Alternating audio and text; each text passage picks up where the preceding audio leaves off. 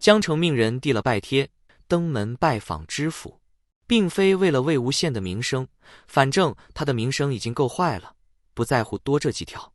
问题绝不可以出在云梦。江澄想，嫁出去的师兄泼出去的水，他的事连花雾不沾染。宴席上，知府的态度十分暧昧。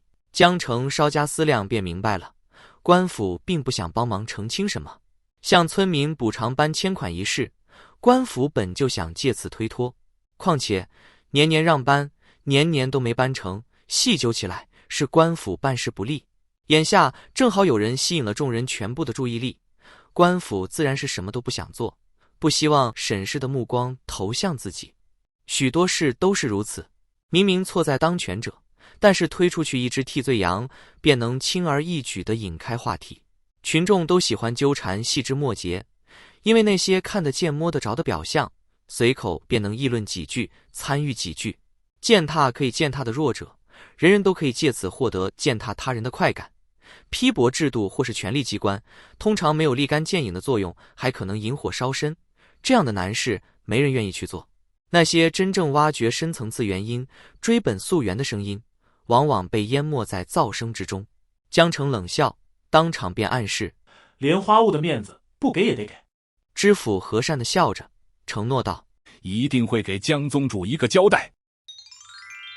2天后，官府发了一则不痛不痒的通告，细数前朝甘霖水库在历次洪汛之中发挥的巨大作用，痛陈前朝筑堤之后汉江下游的惨状，暗示此堤当毁。但是只字未提伪善村，只字未提连年下达的搬迁令，只字未提搬迁补偿一事。这样含糊其辞、重点不明的通告，实在太容易让人误读。于是又到了人民群众发挥想象力的激情时刻。为祸官府提及前朝旧事，一定是收受了姑苏蓝氏的贿赂，拿前朝出来做挡箭牌，转移视线。官府为先门中人发声，本就不同寻常，既然发生了，那便是有特殊原因、特殊目的。不辨是非，先问立场。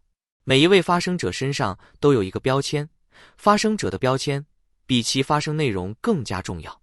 标签对了，内容不对也是对的；标签不对，内容对了也是不对的。为祸官府只字不提搬迁补偿，因为这本就是姑苏蓝氏承诺赔偿的，与官府无关。很好很好，官府果然立场坚定，不为4大家族所迫。这两种论调明明假设前提不同，观点南辕北辙，混在一起便逻辑不通，却因为大趋势是夷陵老祖累罪惯犯，无论怎样的双重标准兜兜转转，最终都能得出同一个结论。每个人都能从一整段言论之中拆解出自己想要的那部分，添油加醋，加工整合，收获自己想要的答案。先得结论，再找论据，这样比较方便。这其中有不少引导舆论走向的意见领袖，都是长期混迹于云梦的说书先生、书肆老板、茶馆店主，这便更是让不少玄门中人怀疑到莲花坞头上。江澄从不担心魏无羡会这么想，但是江澄十分在意其他人的看法，无关人士的议论，就算听不到，他也能想象得出。郁结之气始终萦绕心头，夜晚闭上眼睛，都仿佛能看到长舌者聚集议论的场面。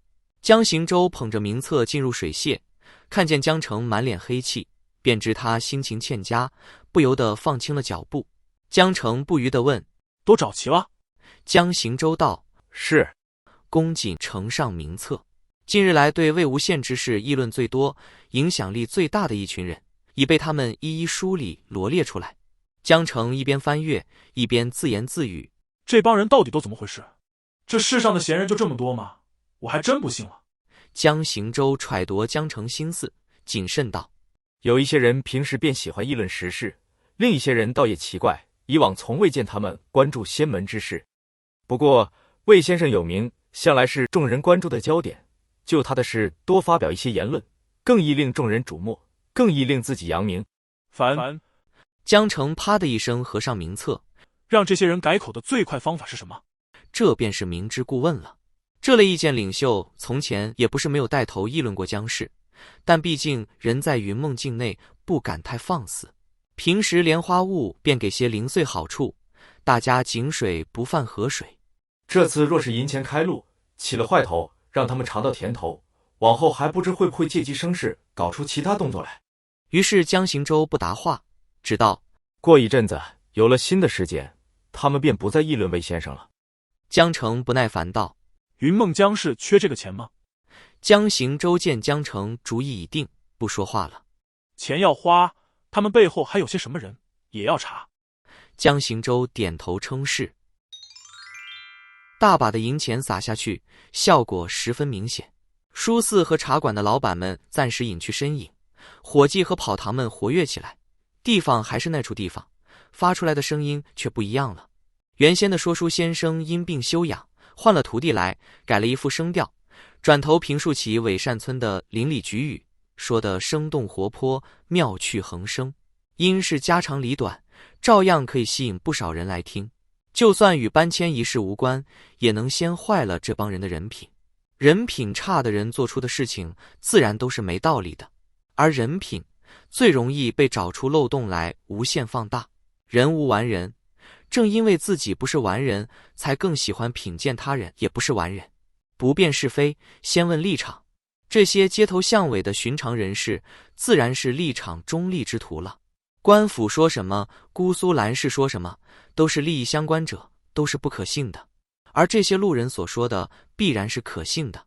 水本来就浑，干脆搅得更浑吧。江澄的内心有隐秘的快意。从前，纵使他想护卫无限，也是护不住的，护不住便要弃掉。实力的弱小导致选择的偏移，他只信权力，只求结果，不从本心。如今莲花坞势大，在能力范围内，既然撒钱能达成目的，那撒钱便是。无论未来舆论是否发生变化，眼下这种为那个混蛋费了心思的感觉带来微妙的快慰，仿佛弥补了自己青年时的遗憾。当年那个必须要做出选择的年幼家主，的确已经远去了。他耕耘多年，已经有能力去保自己想要保的人，做自己想要做的事。于是待到多倍赔偿的谣传使关于伪善村的议论彻底变了风向，形势大好之际，江澄也决定多此一举，尽早了结此事。莲花坞向官府高价购置了一块云梦边境的不毛之地，并约定往后200年间，此地块上的来往商旅过路费用由莲花坞收取。纸面上看似划算的一笔买卖，无损云梦江氏的颜面。购地款项悄然入了官府的银库，又按照当初补偿协议上约定好了的数额，悄然发放到伪善村村民手中。事主终于消失在舆论视线范围之外，破堤淹村一事的种种议论终于渐渐平息。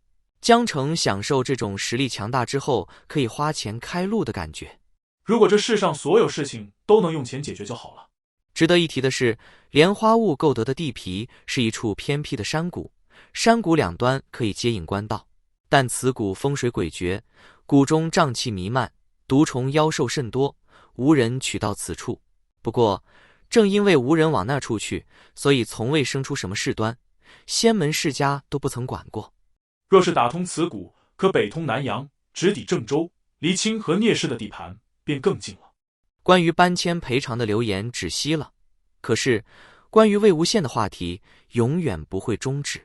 再加上那些精彩纷呈的话本，江澄觉得世人都有病，写2个大男人的话本不恶心吗？何况还写腻了，怎么看怎么别扭，怎么看怎么怪异。关于话本的源头，还有最近发生的其他事情，江澄心里有非常具体的猜测。针对魏无羡的种种非议，最好还是就此止住，长期发酵下去，又不知会变成什么样子。而止住一段八卦的最好方式，就是呈现另一段更劲爆的八卦。江澄召来江行舟，十分决绝地吩咐道：把聂婉晴的事情散播出去。蓝景怡大喊：魏前辈，退后！魏无羡无语了，只是很寻常的2句走诗。说寻常都是抬举了。这2句走诗翻着白眼，衣衫褴褛，似乎风吹就倒，奇慢无比。歪歪扭扭走到距离他们5、6丈处，一瞧见魏无羡，吓得立刻转身原路退走，腿脚比他们围过来时竟利索了2、3倍不止。这种走失不但在同类里只有被欺压的份，遇上个稍微壮点的活人，一个能踹翻他们一排，遇上个跑得快点的质子，瞬间能被甩出一条街。即便是倒霉的不能再倒霉，给他们抓住了吸2口阳气，也吸不死人。除了模样难看、气味难闻，根本构不成威胁。然而，蓝景仪煞有介事地让魏无羡退后。明明是走失，见了夷陵老祖，在疯狂退后。